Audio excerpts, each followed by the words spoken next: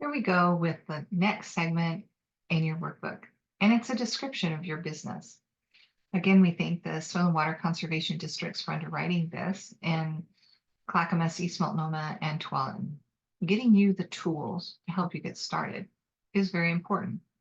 You don't head out without the proper equipment to run your farm, ranch, or forestry enterprise. Well, the same applies in your transition. This overview asks you to include details, like who are the owners of the property? How many generations has it been in there? And how long has this business been in the family? Different businesses that are on agricultural enterprises start at different times. There could be some value in detailing that information. It also has another benefit, and that is the history. I find that recording history is of great interest, and it helps future generations feel more connected to you and what's been created on your farm and ranch. Are you a century farm? Do you have something that is particularly special? You have a azalea, or you're listed on a registry. Those are fascinating things, but they also provide benefits to you. What crops or livestock, or what does your orchard look like in what you grow on your property or your forest? All these things are important considerations as you go forward in this process. Key parcel information. Well, not only how many parcels you have, how are you titling it? Are they financed? We get down into the very private details of what you do. You need to be clear on this, how much is financed, or is it a guarantee on some other loan that might be out there? I've had people that forgot many years ago, they pledged their farm in helping someone else buy something, and it caused problems later on. You need to be sure that any of those issues are raised and they can be dealt with so that the outcome is what you'd like it to be. Maybe you have water rights or shares or other resources. I've seen many cases where people find they have maybe a higher number of shares than they realized, or there was a time of use they didn't even know that were limitations. There's so many resources on property that we don't think about. And it's more than just turning on the faucet. Sometimes you have the number of gallons that you're able to consume or at the time of the year. And there may be responsibilities that come with that in terms of maintaining it. So all of those are really important things to know, and they may be way back in the memories of your mind or someone else.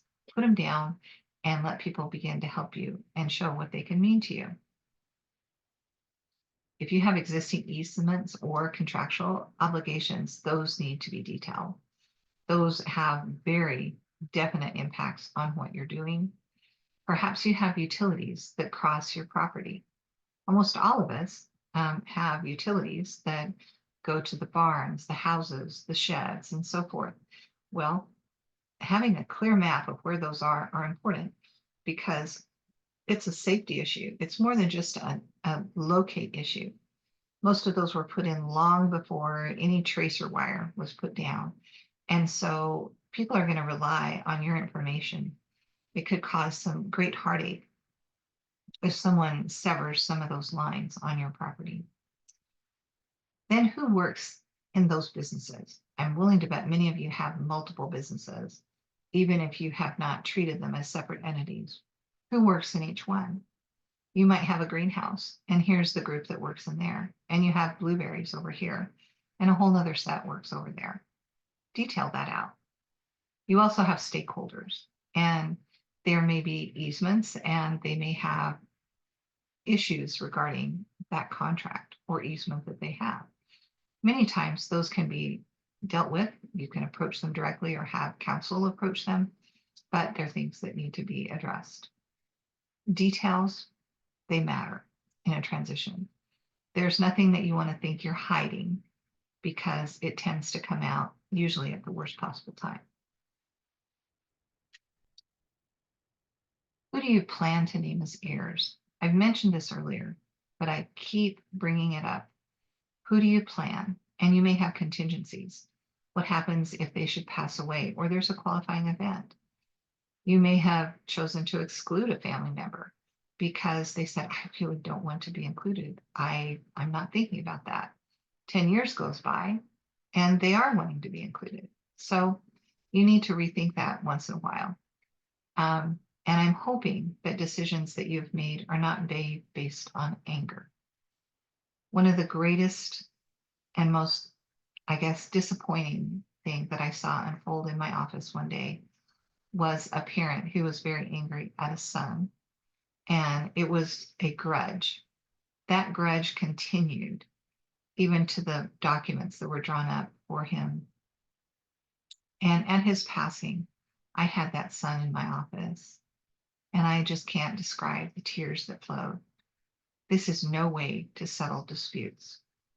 You need to be honest and forthright, and I urge you to take the higher road and use this time to rebuild things, because people are worth it, not only you, but others. And I am making that a genuine request from the bottom of my heart. I mean that. Will any of the heirs also inherit or be responsible for the farm, ranch, or forest? That may seem like an odd question. Some people intend to make the heirs, they're the people on the dotted line, but others are intended to manage it, like a farm manager. That's not unusual. And so detailing that out is important.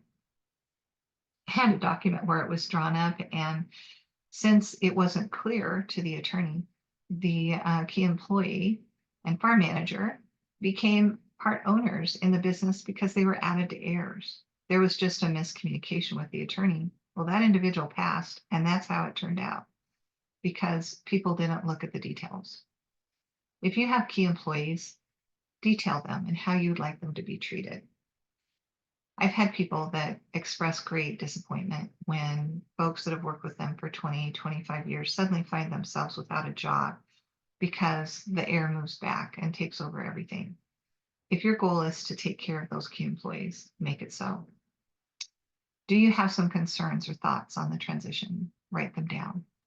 I keep trying to pull information out that you're thinking bit by bit, because there just seem to be such an array of thoughts that you have and hopes.